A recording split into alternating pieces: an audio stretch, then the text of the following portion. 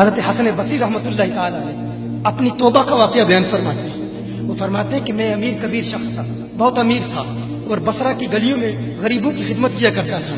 اچانک میں نے ایک حسین عورت کو دیکھ لیا اور میں اسے دیکھتا ہی رہ گیا. اس عورت نے مجھے کہا اما تشتہی، تجھے شرم نہیں آتی؟ میں نے کہا ممن، کس سے شرماؤں؟ اس نے کہا وہ جو آنکھوں کی خیانت کو دیکھتا ہے اور دلوں کے پوشیدہ رازوں کو جانتا ہے، تجھے شرم نہیں آتی؟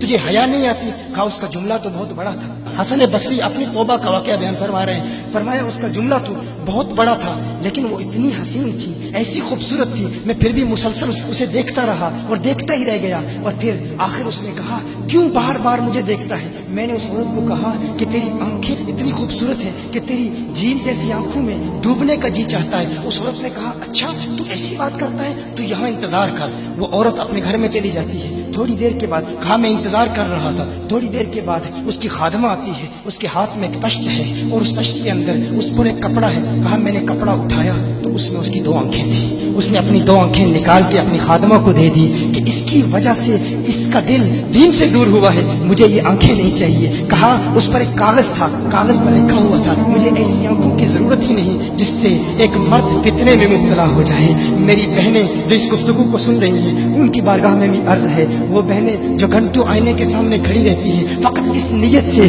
کہ اپنے بالوں کو یوں سنواریں کہ مردوں کو فتنوں میں مبتلا کریں، یا کسی دکان میں جا کر کپڑے خریدتے وقت ان کے ذہن میں فقط یہی خیال ہوتا ہے ایسے کپڑوں کا انتخاب کریں گی کہ جن سے مردوں کو فتنے میں مبتلا کریں. یہ بھی امت کی بیٹی ہے جس کی ایک دا سے ایک شخص ولی کامل بن گیا، حسن بصری بن گیا. حسن بصری فرماتے ہیں جب اس کی آنکھیں دیکھی میں تحکم کھو بیٹھا، میں زار و قطار رو رہا تھا. روتے ہوئے میں گھر چلا گیا، پوری رات میں روتا رہا، پوری رات توبہ کرتا رہا، استغفار کرتا رہا. حسن بصری فرماتے ہیں فجر کی اذان سنی، اچانک خیال آیا اس عورت کا شکریہ تو ادا کروں کہ جس نے اپنی آنکھیں میرے لیے، میرے دین کے لیے، میرے ایمان کے لیے اور توبہ پر استقامت کی خاطر قربان کر دی. کہا میں اس کے گھر گیا، جو ہی اس کے گھر پہنچا تو ادھر اس کا جنازہ نکل رہا تھا، اس کی موت واقع ہو چکی تھی. کہا میں رات گھر آیا، میں رات سو گیا، میری آنکھ بند ہوئی، میں نے اس عورت کو خواب میں دیکھا. میں نے کہا کوئی نصیحت کر. اس عورت نے کہا کہ جب تنہائی میں ہو اللہ کا ذکر کرتے رہو، اور جب صبح کرو تو استغفار کرو،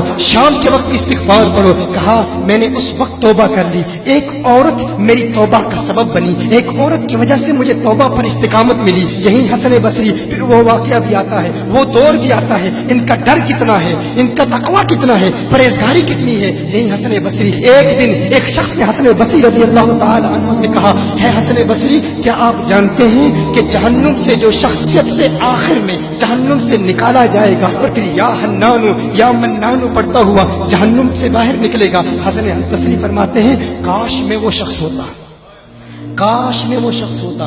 کہا گیا کہ جو جہنم سے سب سے آخر میں نکلے گا، 1000 سال جہنم میں رہے گا، یا حنانو یا منانو بڑھتا ہوا جہنم سے باہر نکلے گا. کہا کاش میں شخص ہوتا. انہوں نے کہا حضرت آپ کیا فرما رہے ہیں کہ آپ جہنم میں جانا چاہتے ہیں؟ آپ تو بزرگ ہیں، اللہ کے ولی ہیں. کہا تم میری بات نہیں سمجھے، وہ جو جہنم سے نکالا جائے گا کم از کم نکلنے کی ضمانت تو ہے. اس سے یہ تو پتا چل رہا ہے کہ ایمان پر موت واقع ہوگی. مجھے اپنے ایمان کی ضمانت نہیں ہے. میں نے اس لیے کہا کہ اگر مجھے یہ ضمانت بھی مل جائے کہ میں وہ ہوں تو وہ بھی مجھے قبول ہے، کم از کم ایمان تو سلامت لے کے جاؤں. میں کہتا ہوں اللہ فرماتا ہے خوف نہیں ہے، ڈر نہیں ہے. پھر فرماتا ہے یہ ڈرتے بھی ہیں، یہ ڈرتے بھی ہیں، لیکن ان کے ڈر اور ہمارے ڈر میں فرق کیا ہے؟ ان کے ڈر اور ہمارے ڈر میں فرق کیا ہے؟ وہ ایک سے ڈرتے ہیں، کسی دوسرے سے نہیں ڈرتے. فرق کیا ہے؟ وہ ایک سے ڈرتے ہیں، ایک سے ڈرتے ہیں، کسی دوسرے سے نہیں ڈرتے. ہم اس ایک سے نہیں ڈرتے، اسی لیے ہر ایک سے ڈرتے. یہ فرق ہے. ہم اس ایک سے نہیں ڈرتے، اسی لیے ہر ایک سے ڈرتے ہیں.